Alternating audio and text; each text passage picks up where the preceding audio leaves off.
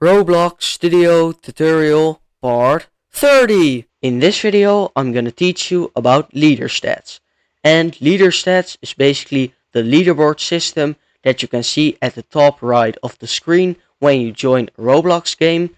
And this is useful to have because inside of the leaderboard you can see all of the different currencies like coins and gems, and you can also see how many of that currency you have. When you are inside of a script, we're first gonna delete this part, and before we can create the leader stats, we have to create an event so that when that event gets fired, the leader stats are being created.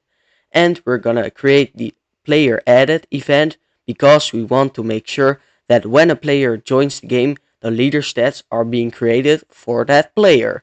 So we're gonna say game.players.player added connect. Now we're going to connect it to a function. After function, another open parentheses, and before the last parenthesis, we're going to press enter. So now we have created the player added event. But before we can create the leader stats, we first have to get the player because we want to add the leader stats to every individual player.